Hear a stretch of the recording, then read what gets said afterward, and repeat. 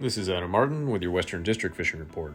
Here at Kentucky Lake and Lake Barkley, water temps are down to 67 degrees and we are commonly seeing 63-degree surface temps in the early mornings. The shad have moved shallow and along with them the bass and the crappie, both of which can be caught in less than 10 feet of water right now.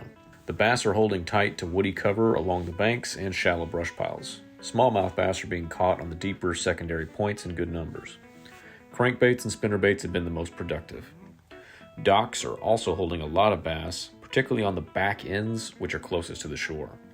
Crappie are also being caught in shallow brush piles and stake beds right now, with most anglers using live minnows.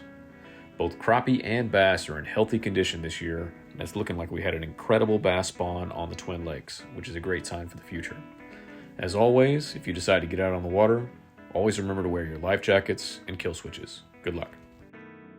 This is Tom with your fishing report from the Northeast. Cave Run Lake is sitting just slightly below summer pool levels. We are still in the run-up to the typical fall muskie bite, but I have heard of some reports of anglers seeing and boating fish in the upper reaches of the lake, around Bangor through the confluence at the Licking River. Crappie are in fall mode, with fish being caught again in the upper reaches of the lake near deeper brush. Grayson Lake is well below summer pool levels, so be cautious at some of those upper ramps like Big Caney and Newfoundland.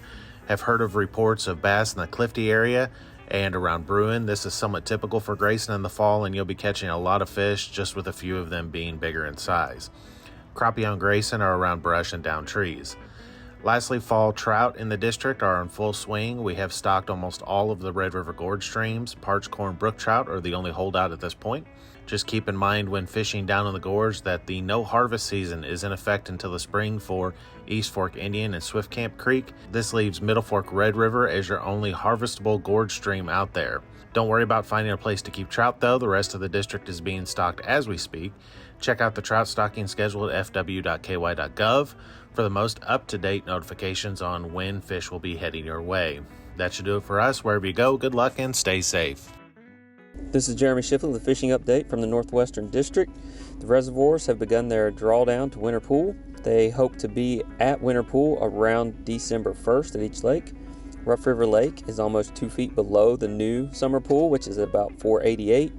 Fishing has been a bit slow recently and may continue to be tough for the next several weeks as water drops and fish transition to different areas of the lake.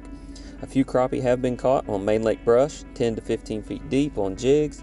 Bass have been caught on main lake points, on shad imitating swim baits and crankbaits. The Lynn River Lake is about 1 foot below summer pool. Bass and crappie fishing has been fair. Main lake points and outside channel bends have been holding fish. During the drawdown, the lakes will have increased turbidity, so baits that make noise, are flashy, or have bright colors are good choices. We're in the middle of fall bass surveys. During these surveys, we collect length and weight data from each fish and release everything unharmed. These surveys also help us evaluate success of the spring spawn. So far this fall at the state lakes, we have seen great numbers of bigger fish as well as juvenile fish spawn this year.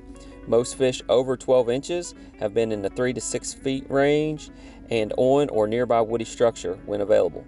Soft plastics and shallow to medium running crankbaits imitating shad or crayfish are good choices this time of year. Trout will be stocked in Otter Creek on the ORA and Fort Knox next week, and Stocker Channel catfish will go into several district lakes the last week of October.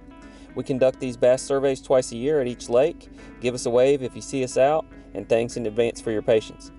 At the reservoirs, make sure to keep your eyes open for new hazards as those water levels drop. Good luck and stay safe. This is Caleb Bentley with the Kentucky Stocking Report. This week across the state we stocked rainbow trout.